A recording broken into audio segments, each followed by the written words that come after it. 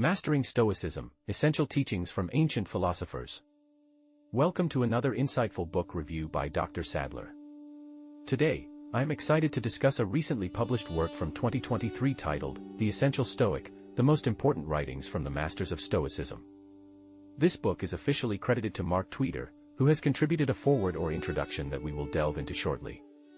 I want to start by mentioning that this review will take a somewhat unconventional turn. Typically, I find myself highlighting numerous positive aspects of a book, but in this case, I have quite a few critical observations to share. So, prepare yourself for an engaging discussion filled with intriguing insights. I like to kick off my reviews in a straightforward and neutral manner by focusing on what I refer to as the 3 S's: style, structure, and summary. Let's begin with the summary. The editors of this book, who remain anonymous, have branded it as The Essential Stoic, claiming to present the most significant writings from the great minds of Stoicism. This is a bold assertion, and we will evaluate it shortly. The cover features notable figures such as Marcus Aurelius, Epictetus, and Seneca, which should excite anyone interested in Stoicism, as these authors are indeed pivotal in the field. This raises expectations that the selections included in this volume will be thoughtfully curated and meaningful. Now, let's discuss the structure of the book. It opens with a foreword by Mark Tweeder, a former athlete, which is less than 2 pages long. Following this brief introduction, we dive straight into Marcus Aurelius's Meditations, translated by George Long and edited by Edwin Jin. It's important to note that this section includes a preface, a biographical overview of Marcus Aurelius, and a brief philosophical commentary on his work. This setup suggests that the book not only presents the text but also provides some context and analysis to enhance understanding. Moving on to the next section, we encounter the Golden Sayings of Epictetus, translated by Hastings Crossley. This part is divided into 2 sections, followed by fragments of Epictetus's work and the Hymn of Cleanthes. The final section features Seneca's collected letters, translated by Richard M. G. This translation is somewhat dated, and it's worth noting that the selections provided in this book do not encompass the entirety of the original texts. For instance, the Meditations and Seneca's letters are presented in excerpts rather than their complete forms. To illustrate this, I have a more recent edition of Seneca's letters, which, while printed in slightly larger text, showcases the extensive content that is missing from this compilation. Now, let's turn our attention to the style of the book. As you read through the selections, you will likely notice that the writing style feels somewhat antiquated. This is primarily due to the fact that the translations included are older versions. The decision to utilize these older translations stems from the fact that the editor sourced all the material from the public domain. I would venture to say that this choice, particularly regarding Marcus Aurelius's work, impacts the overall reading experience. This excerpt draws from the public domain texts of prominent thinkers like Seneca, Marcus Aurelius, and Epictetus, all available through Project Gutenberg in their original translations. To give you an idea, the biographical sketch included was written by Jin in 1893, and if you search for it on Google, you'll find it directly sourced from Project Gutenberg. Essentially, the texts are copied and pasted from online sources that are readily accessible. Some of these translations are slightly more recent, but not by much, roughly a century old, hence their free availability. This illustrates the idea behind the 3 S's concerning this book. Typically, I dedicate most of my review to exploring the main ideas presented in the work, but this particular text isn't original in content, except for the initial sections, namely the first 1¼ pages, authored by Mark Tweeder. I will read these parts to you shortly. If you're familiar with Stoic philosophers such as Seneca, Marcus Aurelius, or Epictetus, you'll recognize the core themes they discuss, principles of Stoicism, since these are accessible online through platforms like Project Gutenberg, Wikitext, or Perseus. There's really no need for me to spend time summarizing the fundamental doctrines of Stoicism here because they're easy to find online. However, I will share 2 sections of this book that are indeed original, the introduction by Mark Tweeder, which I will read verbatim, and the reason why I want to do so is that it offers an interesting perspective. It also helps you understand what's included in this book and what you might be missing out on. The author states, during life's most challenging and difficult moments, we seek comfort, wise advice, inspiring quotes, or profound insights that can guide us when we feel lost. I was searching for support during my time as an Olympic athlete. The intense pressure of performance weighs heavily, especially knowing how much effort it takes to get to the games. My main challenge was to stay mentally calm under pressure. In this struggle, I found valuable answers in the teachings embedded within this book. I discovered them in Seneca's wise counsel, Marcus Aurelius's reflections on leadership, and Epictetus's strict yet clear principles. P.S. My greatest dream was to become an Olympic champion, but I realized I could only reach that goal if I stopped focusing solely on winning gold and instead prioritized developing my character and core values. I needed the discipline to work diligently and consistently deliver high-quality effort. I also required the courage to avoid being overwhelmed by fears of failure. I committed myself to justice and wisdom, striving to make ethical decisions, respecting my opponents, and paying attention to my teammates and those around me. The Stoics, the lowercase s, advise following certain character virtues in life. I, however, apply Stoic philosophy with a capital S as a guiding framework, a system of thought to help me handle life's unpredictable setbacks. It provides direction for my aspirations and keeps me aligned with my goals. To illustrate, I used to blame my father for my parents' difficult divorce, which was another example of how I initially let circumstances influence my mindset. But over time, I learned to embrace Stoic principles to better manage life's challenges and to foster resilience and personal growth. I had harbored a deep-seated anger towards my father, resulting in years of silence between us. However, through the teachings of Epictetus, I came to realize that my inclination to judge was the root of my anger. I discovered that my frustration was not truly about my father, but rather stemmed from my own expectations of what a good father should be. This realization was liberating.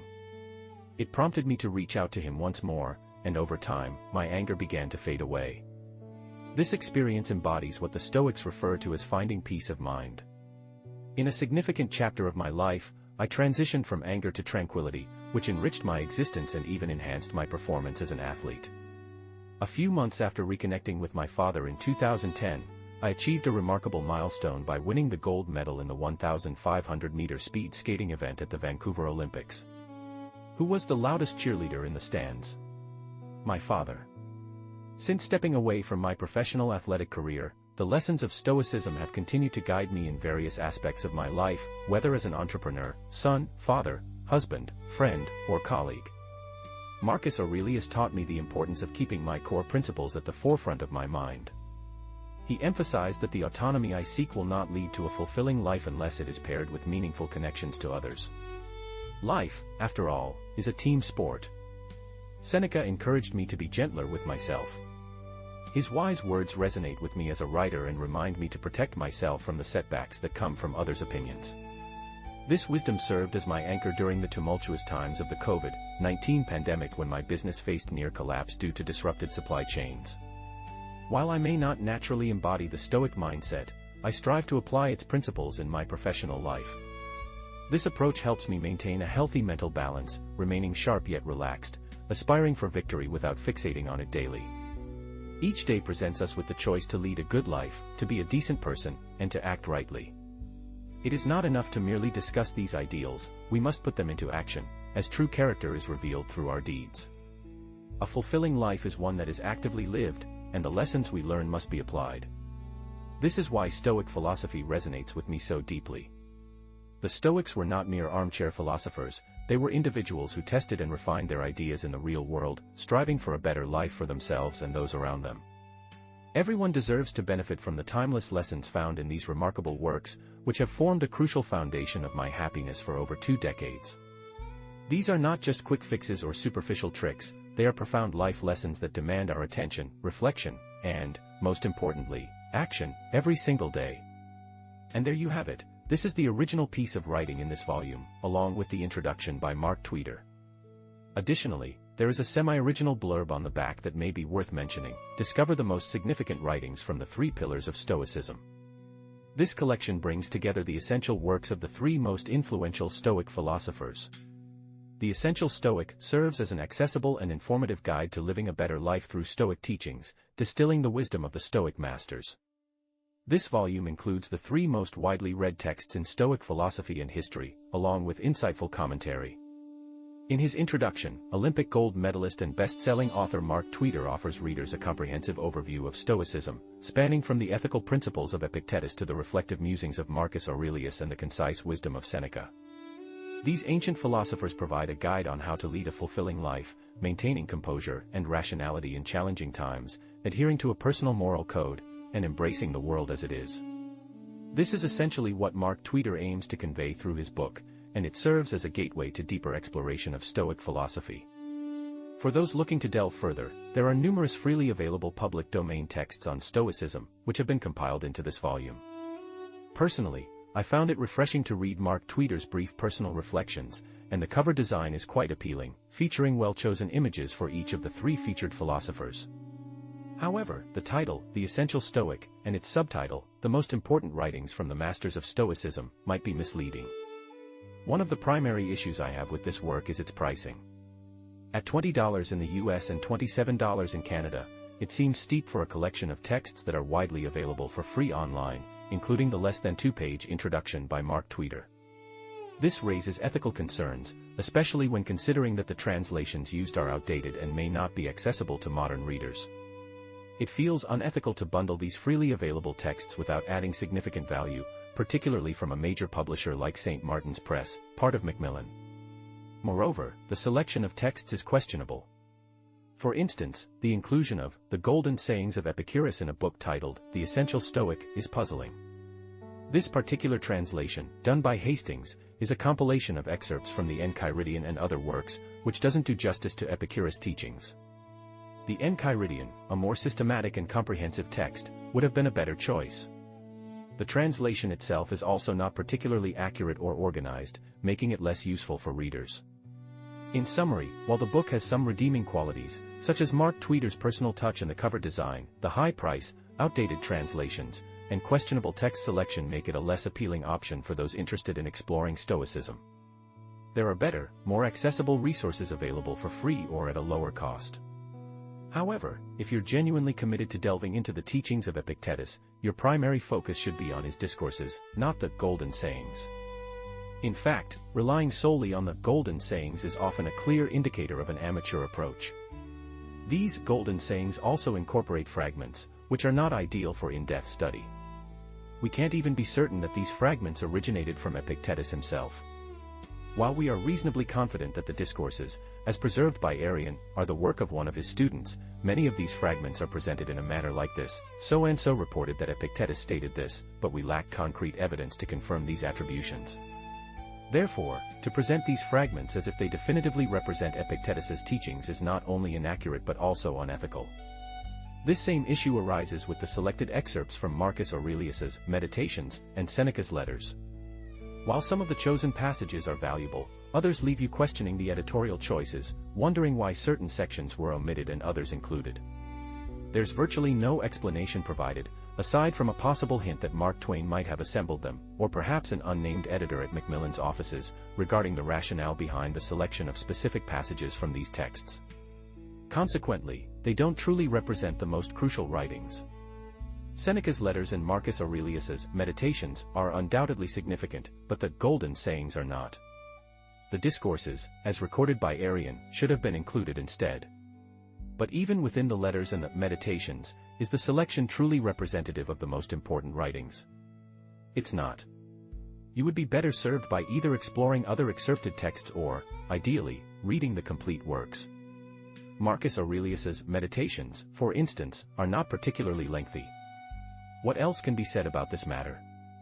There were a few points from the back cover that I wanted to address. Claiming that the reader will gain a comprehensive, 360-degree view of Stoicism is a blatant falsehood. You won't come close to obtaining that level of understanding. Even if you were to read Marcus Aurelius's Meditations, Seneca's letters, and Epictetus's discourses in their entirety, you still wouldn't achieve a comprehensive, 360-degree perspective on Stoicism because there are other crucial works that we study. Seneca authored numerous other important works. We also have Cicero, and two significant summaries of Stoic doctrine, one by Arrius Didymus and another by Diogenes Laertius. Additionally, we have the writings of Heraclitus and the lectures of Musonius Rufus. So, you're not even going to get a 90-degree view of Stoicism, which would at least correspond to our natural human field of vision. Alright, let's consider some other aspects. Epictetus does discuss ethics, that's accurate. Marcus Aurelius reflects on various topics, that's also true. Seneca's letters contain aphorisms, but interestingly, in one of his letters, Seneca himself argues against the effectiveness of aphorisms or maxims, explaining why they don't fulfill the role that people often expect them to. Ironically, this particular letter, titled On the Futility of Learning Maxims, is included in this collection. So, there's a lack of consistency between the selections they've made, which they likely haven't even thoroughly read, and the claims made on the back cover. This is genuinely quite problematic. To conclude, I want to acknowledge that I don't have any issues with the introduction. It's a pleasant, reflective piece about how an athlete found Stoicism beneficial. However, it would be nice to see some consistency in the use of uppercase S. The use of a lowercase s in this context is a minor issue, but it's something that editors should address rather than the writer. To wrap things up, if you've watched the entire video, you'll understand my stance. I'm not a fan of this book. In fact, it's the complete opposite of a recommendation. I strongly advise against purchasing it. It wasn't worth the effort to publish. The only original element in the book is a brief reflection by Mark Twitter, which is barely a page and a half long. This section could easily have been a blog post, and it might even be available online as one. Therefore, I do not recommend this book, and I've explained my reasons. Now that you're informed, you're better prepared to make your own decision.